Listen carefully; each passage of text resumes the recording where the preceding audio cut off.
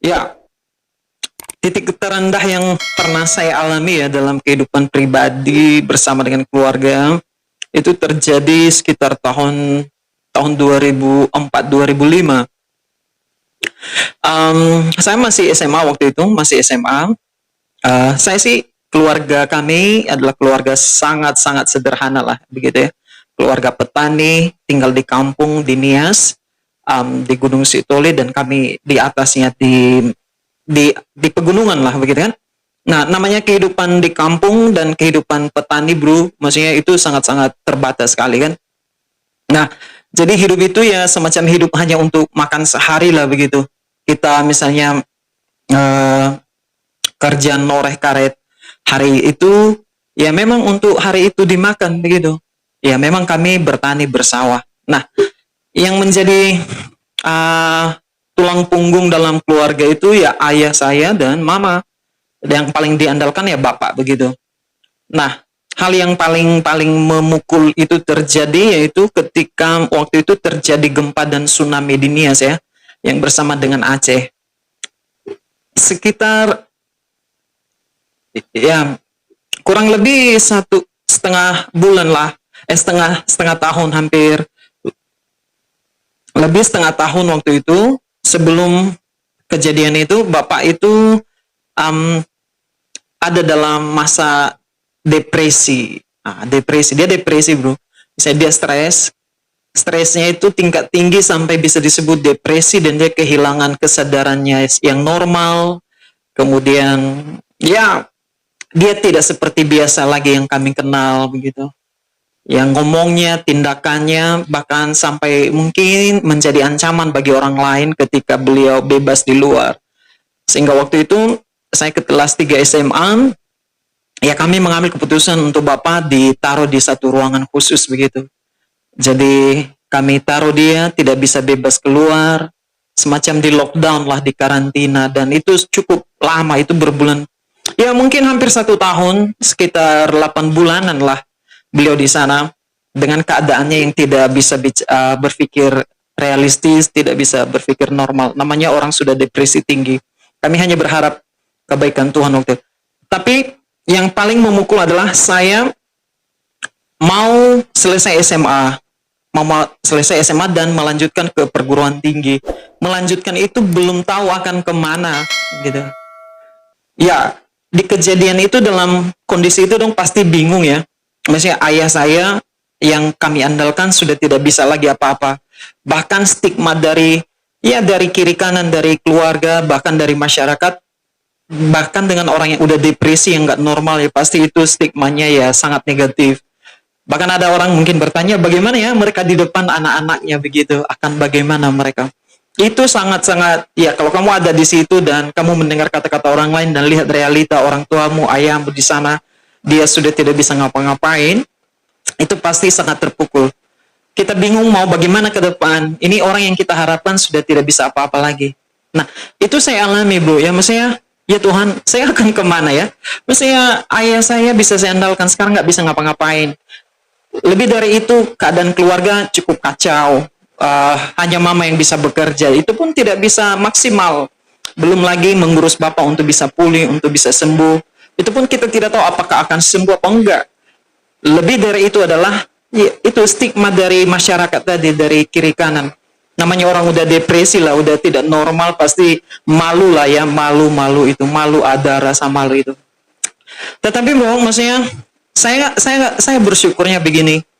Di saat-saat seperti itu, di saat juga sedang terjadi bencana alam, yang paling menguatkan itu adalah pengharapan mama begitulah ya. Mama selalu percaya bahwa apapun terjadi, kita yang masih bisa berbuat normal, misalnya bisa memperjuangkan hidup, tetaplah berjuang, nggak usah lihat ke belakang, nggak usah lihat keadaan. Kalau punya tekad, pastilah Tuhan tolong. Nah, itu keadaan yang paling terpuruk sekali secara pribadi bagi saya. Sempat kehilangan kepercayaan diri, dan efeknya adalah, ya, waktu itu saya kemudian hidup cukup menyimpang lah, seperti mulai mabuk-mabukan, kemudian main judi juga oke, ya segala macam itulah. Saya main judi, saya waktu itu bro, Itu saya SMA dan selesai ya. Nah, jadi itu masa yang paling dalam pribadi ya, kehidupan pribadi masih sangat-sangat terpukul. Teringatlah sampai sekarang. Kemudian ditambah lagi, dulu memang saya agak bandel, agak nakal ya secara ini. Tetapi hubungan dengan ya pergi ke gereja ya pergi, tetapi ya nakal-nakal begitu. Kemudian kalau soal sekolah, ya dari kecil memang bapak mama ngajarin untuk ya bersungguh-sungguh lah, karena kalau ngandalin uang pasti nggak bisa. Harus berjuang, pintar, pandai, ya sekolah harus bagus. Syukurnya ya dari SD, SMP, bahkan SMA bro, saya dapat nilai cukup baik lah. Dari 1 sampai 10, saya disitulah paling tidak. Itu memang perjuangan. Nah di saat SMA itu, bukan kebetulan, berkat Tuhan saya sekolah di satu sekolah yang cukup baik. Waktu itu disebut namanya SMA Plus begitu ya. Ya ada nilai plusnya lah sekolah itu, dan saya bisa masuk di sana. Seminggu waktu itu di tahun 2004 itu ketika terjadi bencana alamnya, seminggu saya nggak masuk sekolah. Padahal udah harus masuk sekolah. Kemudian saya merencanakan masuknya di minggu berikut, hari Senin. Tetapi hari Senin itu saya tidak masuk. Hari Selasa nanti saya masuk. Di hari Selasa itu saya mendengar dari teman-teman bahwa sesungguhnya saya itu masuk daftar salah satu siswa yang mau dikirim semacam ikut seleksi untuk dapat beasiswa Pemda. Ternyata jatah saya dikasih sama orang lain. Rasanya awalnya bangga, oh ya saya termasuk ya salah satu. Tapi kecewa, waduh saya sudah diganti sama orang lain. Ya memang merenunglah saat sedengar itu ya. Saya bilang apa ini? Apa rencana Tuhan? Rasanya ini jalan keluar bagi saya di saat seperti ini ya, terpuruk ini. Tetapi kok lepas begitu ya? Tetapi kembali lagi, saya belajar untuk tidak kecewa, karena saya ingat yang menjadi cita-cita lah ya, bukan cita-cita ya, harapan saya ke depan sebenarnya adalah menjadi hamba Tuhan. Itu sudah terpatri di pikiran sejak kecil, karena kakek saya adalah pelayan. Nah, walaupun keadaan itu saya bilang hanya ada jalan keluar bagi saya adalah pergi sekolah pendeta. Jadi saya minta tanda dari Tuhan lah ya. Jadi bro, waktu itu kejadian sekitar bulan awal tahun lah ya, sekitar bulan April lah kejadian ya, bencana waktu itu. Jadi Mei Juni saya mempersiapkan diri lah untuk berangkat sekolah. Tetapi ini masalahnya tidak ada uang. Itu tambah bikin terpuruk lagi bro. Maksudnya tadinya kan kalau beasiswa dari Pemda kan dapat uang lah gitu ya untuk dibeasiswain. Tetapi ini enggak sama sekali. Sekarang saya dengan mama bersepakat bahwa saya akan sekolah pendeta. Cuma kemananya belum tahu dan biayanya dari mana belum tahu. Tiba-tiba saja kan waktu itu di Nias itu banyak lembaga-lembaga datang. Baik dari STT, dari UKI, dari Unkris, banyak datang ke Nias, merekrut anak-anak Nias untuk bawa sekolah, dibeasiswain. Memang waktu itu ada banyak, dari UKI, dari Ukrim ya, Ukrim kah, dari Jogja itu. Tetapi nyatanya saya mengambil dari lembaga STT begitu kan. Jadi melalui gereja memberitahu, wah saya semangat dong. Dan saya mendaftar ke sinode dan diterima begitu. Setelah diseleksi diterima. Sekarang mau berangkat. Ketika mau berangkat itu ya kejadian pilunya nggak ada uang sama sekali. Seminggu sebelum berangkat itu mama kasih tahu memang tidak ada uang. Bapak kan sedang tidak bisa ngapa-ngapain. Bahkan kami sedang fokus untuk penyembuhan dia kan. Dulu kami main dukun lah gitu. Belum begitu mengenal yang baik lah ya. Jadi habis uang untuk ya berdukun, panggil dukun, ya panggil orang-orang pintar untuk sembuhkan bapak, nggak sembuh-sembuh. Jadi mama saya bilang begini, udahlah yang sakit biarlah sakit, yang di belakang yang ngurus, sekarang kamu siap berangkat begitu. Jadi mama saya waktu itu pinjam uang 2 juta dari orang lain. 2 juta itu digunakan begini bro, 1 jutanya untuk beli koper sama baju-baju untuk berangkat. Maksudnya baju putih, waktu itu kan dibrosurkan dan tim yang datang memberitahu harus ada baju putih, ada sepatu untuk itulah, sepatu hitam. Hanya bisa beli itu. Ya sepatu hitam, pantofel apa itu namanya itu. Jadi itu yang murah-murah saja Bu. Jadi celana hitam, baju putih dan baju berkerala begitu. Hanya di uang 1 juta itu. 1 juta saya bawa sebagai pegangan, itu pun pinjaman Bro. Nah, di saat yang begitu sulit dan memprihatinkan, saya punya satu permintaan dengan Tuhan lah waktu itu ya. Jika Tuhan betul-betul arahkan panggilan saya ini untuk menjadi hamba Tuhan, aku minta satu tanda lah, paling tidak bapak saya ini sembuh. Mungkin bapak saya tinggalkan dalam kurungan, di saat saya berangkat itu bapak masih dalam kurungan, tapi kalau Tuhan memang betul memanggil saya dan berbelas kasih, bapak disembuhkanlah tanpa berobat, tanpa apapun. Ya, dan bukan nazar, memang untuk jadi hamba Tuhan sudah kerinduan sejak kecil, rasanya panggilan itu sudah adalah. Tetapi saya minta bahwa panggilan itu benar-benar dari Tuhan, bukan hanya cita-cita saya itu nyatakan melalui satu peristiwa yang terjadi dengan ayah ini. Sembuhkan dia tanpa dia harus diobati oleh siapapun, oleh dukun kaum, oleh siapapun gitu. Nah, jadi saya waktu itu sampai di Bogor. Awalnya ya ceritanya saya sekolah pertama itu di Bogor, Bro. Di Bogor di Jonggol. Ya saya sekolah, saya masuk semester pertama lah ya kan. Dan puji Tuhan, selama di sana ya doa puasa, belajar baru masuk sekolah teologi kan. Belajar di sana, berpuasa dan saya berbagi pergumulan tentang bapak saya. Dan Tuhan menjawab doa sih, Bro. Maksudnya 4 bulan setelah masuk sekolah teologi itu, tinggal di Jonggol itu, bapak itu sembuh tiba-tiba saja. Tiba-tiba sadar saja begitu. Maksudnya dia bisa bicara normal dengan orang lain, dia bisa minta makan dengan baik, dan rasanya dia mau berdamai dengan keluarga, dengan orang-orang yang pernah dia bermasalah. Dan puji Tuhan itu, akhirnya saya menandai, oh ya ini kebaikan Tuhan. Inilah tanda bagi saya secara pribadi bahwa Tuhan mengasihani kami, dan lewat jalan ini pun sebenarnya Tuhan sedang menunjukkan bahwa ia memanggil saya untuk satu panggilan pelayanan, menjadi hamba Tuhan, dan sepertinya dia memulai skenario-nya dengan kejadian, misalnya terjadi bencana alam, kemudian Bapak depresi jauh sekitar setahun sebelum itu, dan itu menuntun saya pada, wah berarti inilah jalan bagi hidup saya. Tadinya rasanya tidak mungkin, mustahil, tetapi lewat karya Tuhan itu saya mampu melihat semangat baru dalam hidup saya. Tuhan beri satu semangat baru, kemudian harapan baru, kemudian semangat untuk melanjutkan kehidupan. Jadi itu mulai dari peristiwa itu, dan terjadinya seperti mujizat itu ya, itu menguatkan dan memberi pengharapan saya sih, Bro, gitu.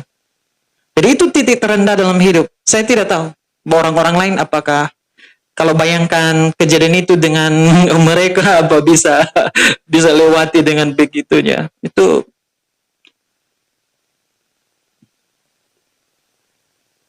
ya, ya,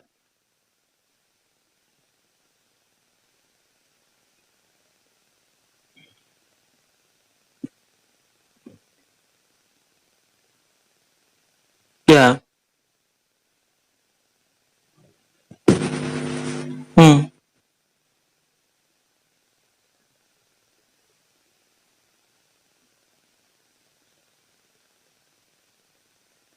Wah, sebelum memutuskan berangkat sekolah teologi itu, sebelum berangkat lah, katakanlah beberapa 1-2 bulan sebelum, 1 bulan lah sebelum persiapan, misalnya kan saya berangkat nih masuk sekolah teologi ya, 1 bulan itulah baru masa pemulihan. Tetapi bulan-bulan sebelumnya itu, Bro, saya kacau balau. Seperti saya bilang tadi, um, ya kecewa dengan Tuhan tidak juga, karena saya tidak mengerti apa artinya kecewa dengan Tuhan waktu itu. Jadi yang saya pikirkan adalah mungkin ini akibat dari ya kehidupan kami yang tidak baik. Dulu kan tidak terlalu mengerti lah ya. Maksudnya dulu kan Bapak juga bukan orang yang terlalu baik ya. Bagi saya secara pribadi dia luar biasa lah, bekerja keras, berjuang. Tetapi Bapak dulu juga orang yang suka kadang-kadang kalau dia misalnya dibenci sama orang, dia melawan begitu. Kadang-kadang begitu kehidupannya. Dengan orang tua juga mereka ya dia juga suka melawan kakek nenek dulu kan. Saya kira mungkin ini terjadi ya akibat itulah, seperti menerima karma lah begitu kan, hukuman dari Tuhan gara-gara hidup yang tidak selaras dengan Tuhan. Lalu yang saya buat lah waktu itu, saya cerita dulu, dari SD, SMP saya rajin sekolah minggu bro, ikut remaja, bahkan saya aktif di pemuda, ikut paduan suara, nyanyi di gereja. Itu sebelum kejadian-kejadian itu cukup dikenal baik lah. Bukan mau sombong atau apa, tapi memang cukup dikenal baik sejak kecil sampai remaja, pemuda itu dikenal baik oleh sekeliling, apalagi kakek seorang hamba Tuhan kan, jadi orang tahu ini cucu ini begitu. Lalu saya juga dulu rajin ke sawah, rajin ya cari makan babi begitu kan. Jadi kalau pergi ke sawah cari makan babi itu kan lewat kampung-kampung orang kan. Jadi kadang-kadang nanti saya pikul makan babi di kepala orang, senang, salut, rajin anak itu, laki-laki tapi bisa kerja perempuan begitu. Tetapi sejak kejadian itu bro, hidup saya kacau. Kacaunya begini, tidak ada bapak lagi yang ngontrol saya kan, hanya mama lagi. Lalu kedua, keadaan itu membuat saya ya kadang nggak terima, lalu menghibur diri kayak oke lah, mau buat apa lagi kan, mungkin kita ini ke depan akan kacau juga. Lalu saya mulai ya mabuk, ikut teman-teman mabuk begitu. Itu pun teman-teman gereja juga ikut judi ya. Biasa kan malam minggu habis latihan kan kami latihan Sabtu kan untuk kesaksian, persembahan pujian di gereja. Misalnya selesai jam 10. Nah, jam 10 ke atas itu campur Coca-Cola dengan tua gitu ya. Ini nggak disensor aja. Ya itu untuk menghibur diri sih, untuk menghibur diri saja maksudnya. Ya begitulah.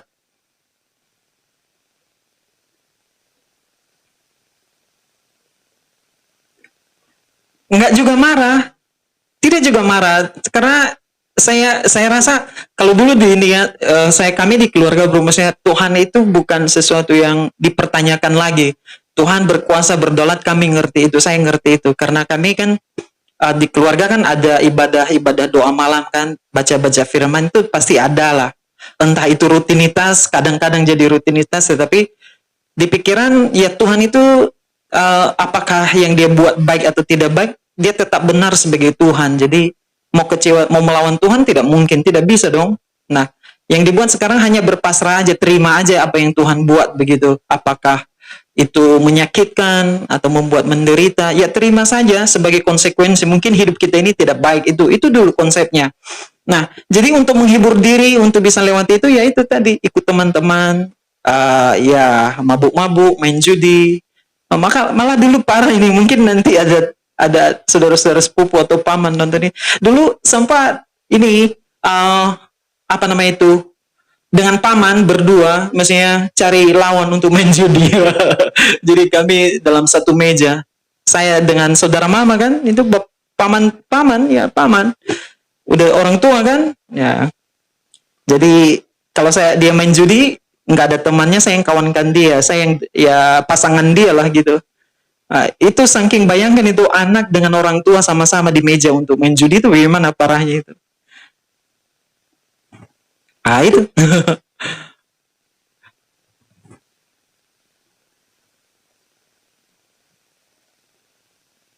Ya. Ya, pelarian sih, pelarian. Betul, betul, betul.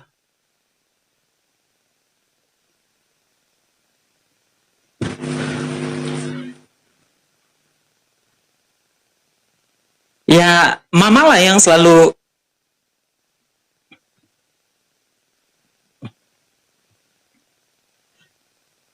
sebenarnya melakukannya sadar itu salah bro, karena mama selalu ingatin. Pertama, awalnya ini saya anak baik-baik bro, itu dia, itu masalahnya. Saya dari awal anak baik lah. Hanya karena ada masalah ini saya menghibur diri, melarikan diri.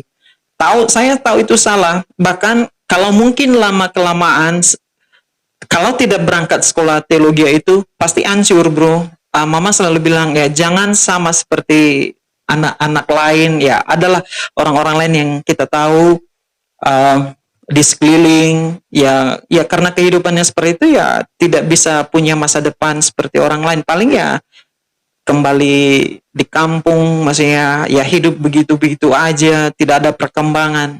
Maka mama malah suruh supaya saya lebih cepat pergi dari kampung supaya saya nggak ikut-ikut ya rombongan seperti itulah.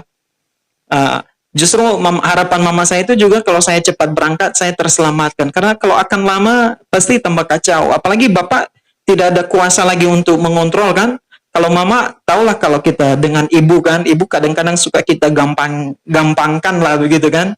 Walaupun marah sama marah-marahnya ya kita masih agak-agak ya bisa uh, membandel lah. Tapi kalau dengan bapak dulu itu ngeri. Kalau dia tidak ditaati kan dia pasti pukul itu.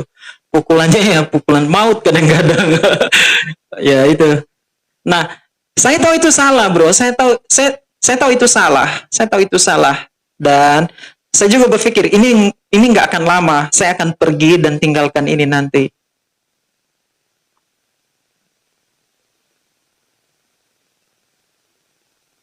Iya. Iya, betul. Ya itu dia. Itu pikiran saya dulu sih begitu. Ya namanya gimana ya, maksudnya sebenarnya nggak terima keadaan itu lah, maksudnya saya punya harapan besar bahwa bapak itu bisa kuat, bisa, karena dia yang diandalkan. Kalau misalnya ada sesuatu yang mengancam keluarga, dialah yang paling di depan, dan sekarang tidak ada.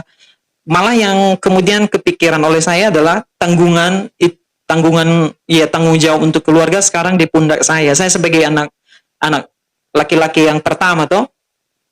Nah, biasanya yang menanggung ya itu mengambil alih kepemimpinan dalam keluarga ya mulai dari anak laki-laki pertama, tanggung jawab untuk adik-adik. Nah, kadang-kadang belum siap juga dengan itu. Maksudnya masih muda, umur 17 tahun lalu dibebani dengan masalah-masalah itu kan, tanggung jawab besar. Kadang-kadang rasanya aduh, gimana ya? Makanya kupikir begini, nanti pun kan saya akan lanjut sekolah, nggak ada lagi kesempatan untuk libur, untuk free lah seperti orang lain. Apalagi masuk sekolah teologi, bayangannya kan pasti semua serba dibatasi di sana, serba hidup kudus lah itu maksudnya di sana.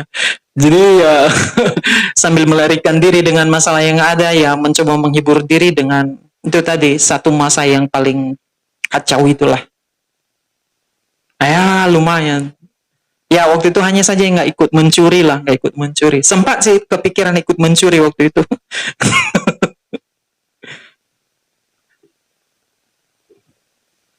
Ya, Mas Lam, bayangkan itu bencana alam terjadi, kemudian harga karet turun, kemudian bekerja juga tidak terlalu cukup ya besar untuk menghasilkan uang. Hanya beberapa bulan setelah itu nanti ya ya bisa kerja kerja bangunan, waktu itu adalah waktu itu ya perbaikan-perbaikan. Ya ikut jadi kuli bangunan di sana. Yang membuat saya Hah?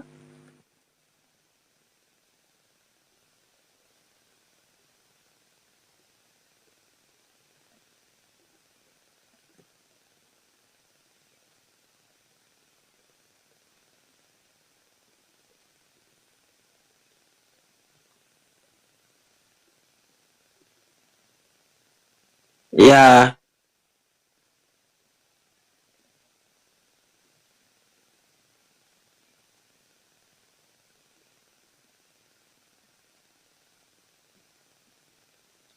nah itu yang terjadi kemudian.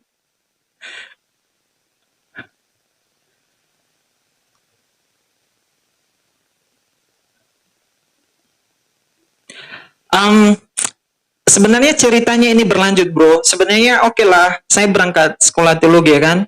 Pertama saya memang mau jadi pendeta lah itu dulu, meneruskan pelayanan kakek itu ya. Dan saya rasa panggilan itu kuat. Saya juga tidak terlalu tahu lah bagaimana namanya. Saya sekarang aja mengatakan itu panggilan, rasa panggilan itu kuat. Tapi dulu saya memang ya tujuannya hanya ke situ saja begitu. Saya jadi pendeta itu saja kan. Nah, um, saya kemudian pergi dari Nias ya. Ya, komitmen dengan mama lah. Oke, berhenti, berhenti. Mama udah bilang ya, jadi pendeta, sekolah pendeta pasti segala sesuatunya dibatasi. Oke, maka pun waktu itu seminggu sebelum berangkat, mama saya minta izin lah gitu. Satu malam itu, bukan satu malam, ya mungkin sehari itu ya saya puaskan lah untuk ya itu terakhir main judi, terakhir mabuk gitu. Ya, nah kemudian di tengah situasi yang sulit waktu itu, di tengah-tengah pemulihan dari bencana, saya berangkat lah dengan kakak-kakak waktu itu, dengan tim yang dikirim ke Nias dengan teman-teman dari Nias lah. Kami ada, wah cukup banyak lah kami waktu itu 30-an lah ya. Belasan lah, belasan maksud saya dari Nias waktu itu.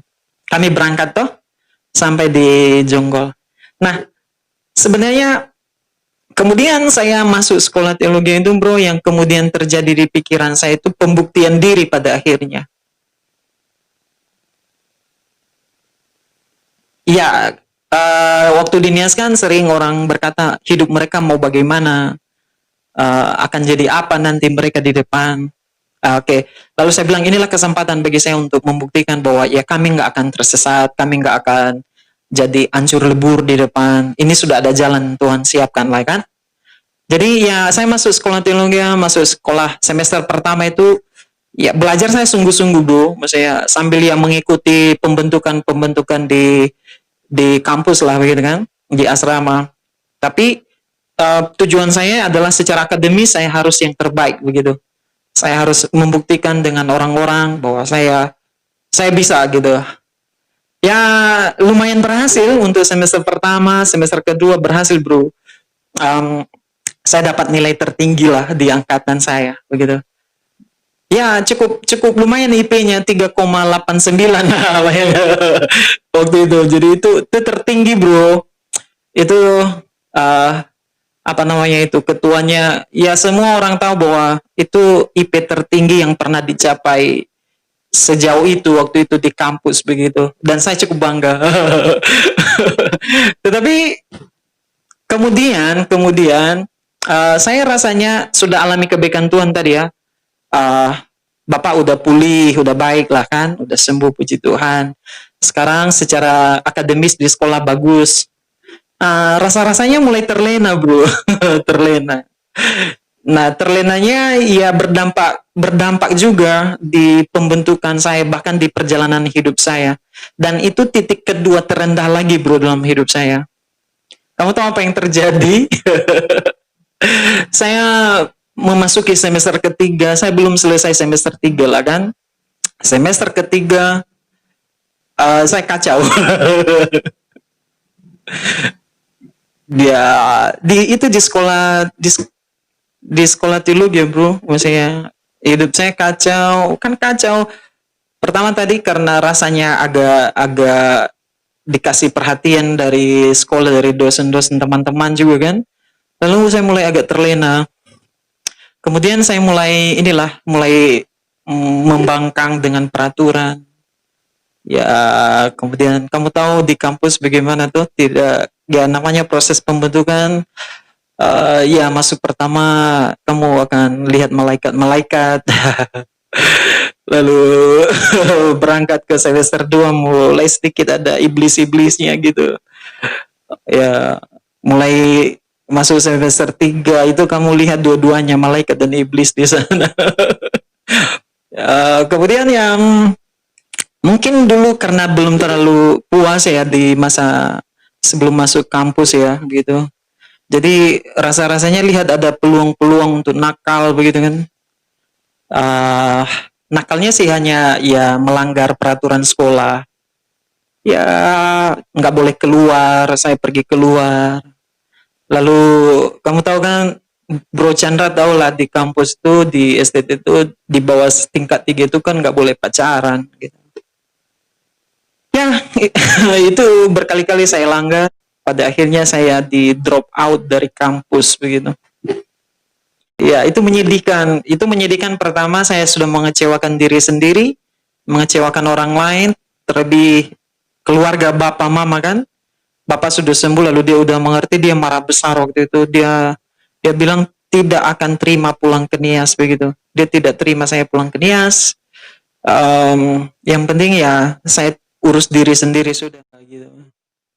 Oh ya oke, lalu dia bilang oke kalau begitu besok ke tempat bapak diantarin lah. Saya kan waktu itu pergi ke arah Cibubur ke Villa Nusa Indah 3. Beliau pelayanan di sana kan. Ya saya tinggallah dengan beliau.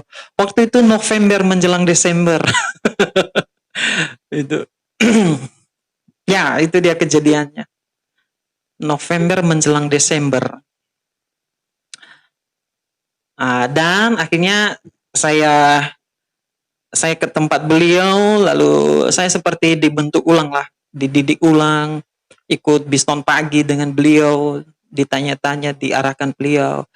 Lalu dia lihat saya sepanjang sebulan itu, lalu setelah dia lihat saya, dia bilang, oh ya saya sudah memperhatikan Gea, ternyata bisa Bapak rekomendasikan untuk pergi ke kampus lain lagi. Nah beliau lah yang menolong saya. Dia kembali mengarahkan tujuan hidup saya, panggilan saya, lalu dengan semua yang terjadi, diajar untuk terima itu sebagai proses pembentukan dan komitmen untuk tidak mengulang lagi di tempat yang baru. Nanti di Januari 2007 baru beliau kirim saya ke Jawa Tengah bro, ke STT Simpson yang kita bertemu di sana. Ya sebenarnya kalau nggak ada kejadian itu dalam hidup, mungkin kita nggak ketemu bro, begitu. Alma mater. Nah, di sanalah akhirnya kemudian ya dibentuklah di sana seperti biasa dan pada akhirnya bisa selesai. Selesai 5 tahun dan memasuki dunia pelayanan. Kira-kira itu cerita soal pribadi, bro. Dan sekarang bagaimana? Mau kemana? Ya,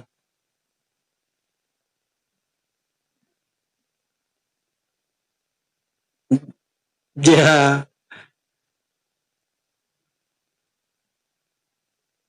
uh,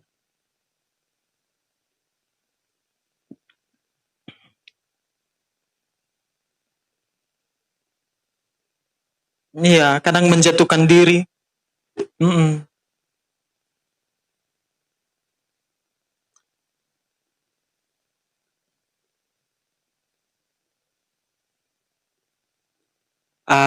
Pertama, uh, kejadian yang terjadi itu ya saya diajari lah kemudian oleh teman-teman bahwa itu proses bagi saya untuk mengikis semua kehidupan saya yang lama, memperbaiki saya. Masa gesekan itu justru perlu, kejadian itu justru untuk mempertajam saya fokus untuk kepanggilan Tuhan. Kemudian ya saya sudah tahu lah beginilah kalau akhirnya hidup terlena, ada dalam pembentukan tetapi tidak bergantung penuh kepada pimpinan Tuhan, ini kejadiannya. Nah, kemudian saya sadar itu saya sudah begitu banyak mengecewakan orang lain dan saya juga kecewa dengan diri saya, bro. Saya punya idealis waktu itu saya harus selesai S1 itu dalam usia yang paling muda gitu.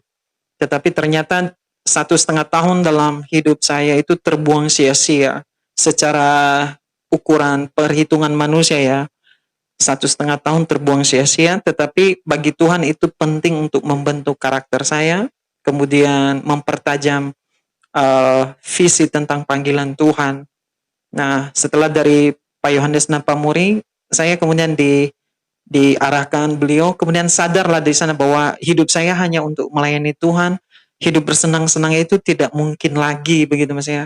Itulah harga yang harus dibayar untuk menjadi pelayan Tuhan. Maksudnya kita tidak bisa lagi seinginnya kita gitu. Jadi itu yang dan saya belajar bahwa segala ya di dalam Roma ya Roma 8 ayat 8 segala sesuatu yang terjadi dalam hidup kita ini ya berguna untuk membentuk kita dan pasti itu mengarahkan kita pada rancangan Tuhan yang lebih baik. Itu dia.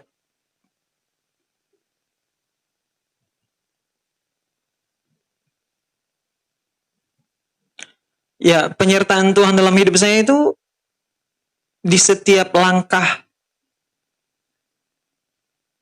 Di setiap langkah itu, bro. Misalnya sekarang saya melewati istilahnya pertama saya melewati masa terendah di dalam keluarga. Dia menyertai di sana. tidak sampai terpuruk lah begitu ya. Saya ingat lagu itu apa? Tangan Tuhan, maksudnya sedang merendah suatu karya yang indah mulia. Kemudian kita tidak akan jatuh sampai tergeletak, tangan Tuhan siap menopang. Saya melihat itu di setiap tantangan yang ada. Mungkin waktu kejadian-kejadian itu Tuhan tidak segera menolong, tetapi Dia izinkan untuk menyadarkan saya bahwa kalau saya mengikuti keinginan diri, inilah yang akan terjadi kan. Tetapi di ujung sana ketika itu terjadi, Tuhan tidak tinggalkan, Dia menopang, mengangkat kembali. Itu di peristiwa yang pertama. Peristiwa yang kedua juga sama. Saya melihatnya itu bahwa penyertaan Tuhan di sana ada ketika saya terjatuh ya, tapi tidak sampai tergeletak. Tuhan beri kesadaran baru, mengingatkan kembali lewat orang-orang yang masih peduli, dan kemudian, oh ya betul ya, kalau saja ada orang masih peduli di situasi ini, itu bukti kasih sayang Tuhan, penyertaan Tuhan. Artinya Dia tidak tinggalkan saya di situ dan tertinggal, tidak tertolong di situ.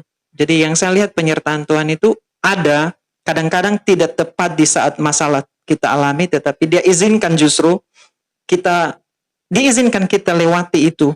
Mungkin kita jatuh, lalu di sana Dia ulurkan tangan pertolongannya. Nah, itu yang saya lihat soal penyertaan Tuhan, bro.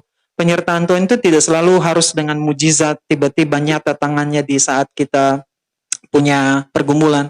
Kadang-kadang malah Dia biarkan. Penyertaan Tuhan justru itu, Dia biarkan, silakan masuk dalam. Tetapi di ujung sana saat kita sadari, nah, tangannya terulur ya. You sudah sadar tuh? Sekarang aku menolongmu gitu. Bangkit kembali.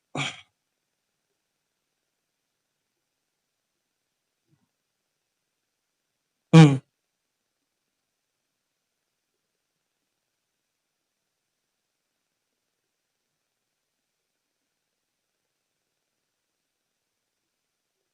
ya betul.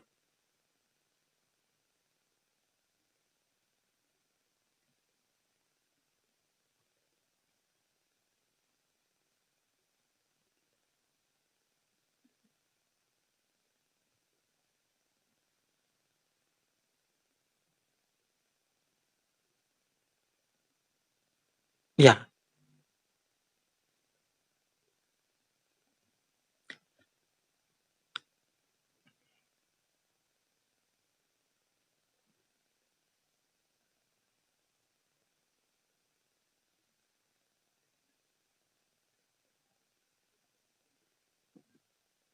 ya, betul.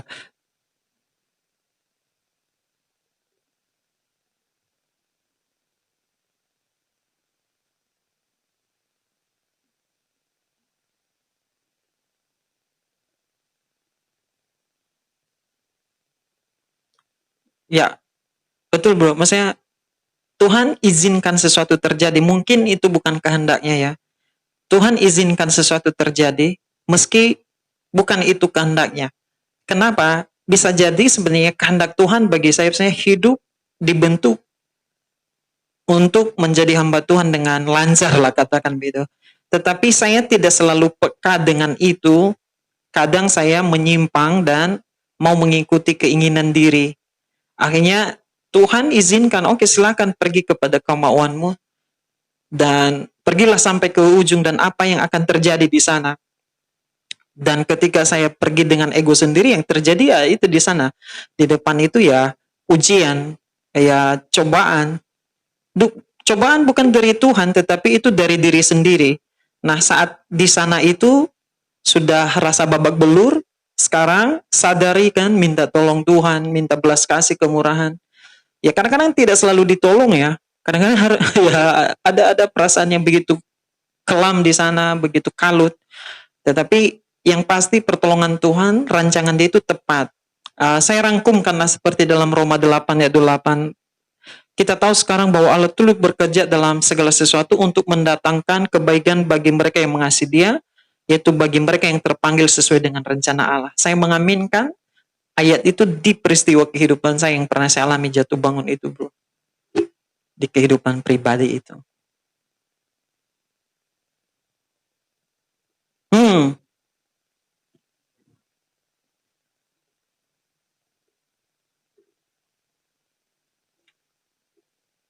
Ya pasti ada. Itu tetap menjadi pengingat, memori lah bagi saya tentang masa itu. Jadi itu pernah terjadi dan selalu menjadi alarm bagi saya untuk saat ini, misalnya di dalam pelayanan.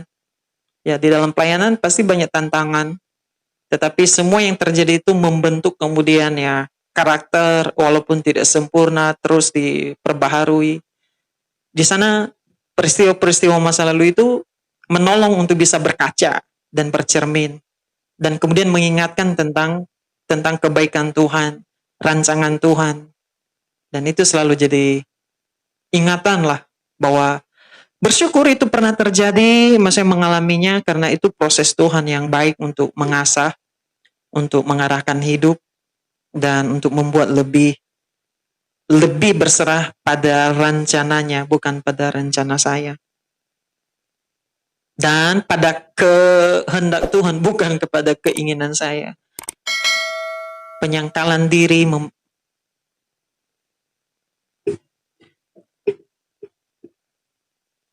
ya awalnya saya menyesal itu terjadi, tetapi sekarang saya tidak menyesali itu pernah terjadi. Itu tidak harus terjadi, tidak harus terjadi, tapi itu sudah terjadi dan saya tidak lagi menyesali seperti menangis mengasihani diri. Justru saya bersyukur bahwa proses itu Tuhan membuat saya hari ini sadar siapa saya, kemudian menjadi awasan bagi hidup saya juga. Bahkan sekarang itu bisa jadi kesaksian bagi orang lain untuk menguatkan. Makanya kalau melihat orang jatuh, ya saya tidak langsung menjudge begitu atau menghakimi, menghukum dia dengan perkataan-perkataan, tidak. Pasti akan lihat sisi apa yang terjadi dalam hidupnya. Justru akhirnya kesaksian itu bisa pakai untuk menguatkan. Oke, saya pernah alami ini. Mungkin tidak sama peristiwanya, tapi ini yang saya lakukan, ini yang saya pahami tentang kebaikan Tuhan. Ya, justru lewat peristiwa itu bisa menguatkan saya dan menguatkan orang lain.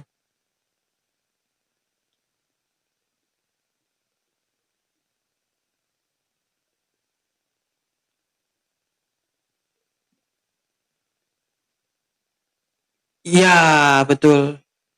Sekarang saya ada semacam, ya saya ada pengalaman pribadi lah soal kehidupan jatuh bangun, paling tidak di masa muda ya, sebelum masuk dalam pelayanan.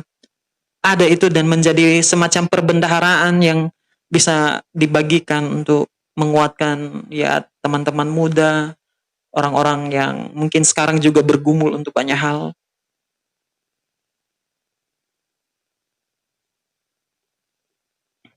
Oh, tips. Bukan, ya pastinya gini. em, Pertama ya, bagaimana bisa bisa survive lah di masa-masa yang punya pergumulan. Pertama tetap ingat bahwa rencana Tuhan itu ada bagi setiap kita. Rencana Tuhan itu ada bagi setiap kita. Itu dia yang pastinya ya. Itu yang pertama, harus tetap tanamkan di pikiran itu. Kemudian sejauh mana kita sudah pergi misalnya menjauh dari Tuhan, Tuhan pasti akan temukan kita dan dia akan bawa kita pada rencananya. Jadi kita tidak akan pernah menang pada rencana sendiri. Pasti rencana Tuhan yang jadi.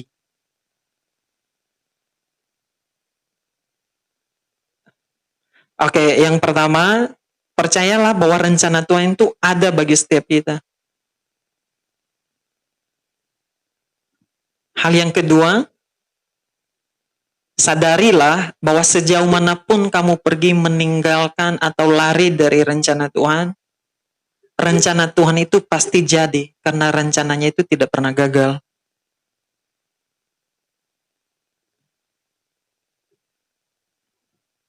Ya,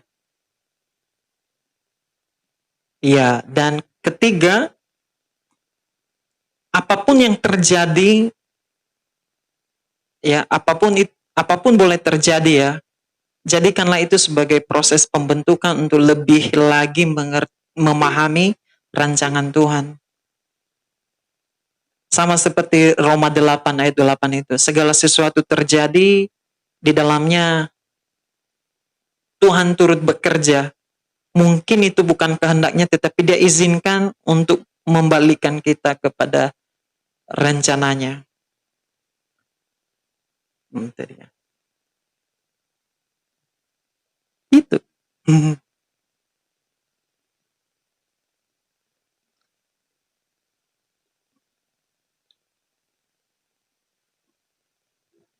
Ya,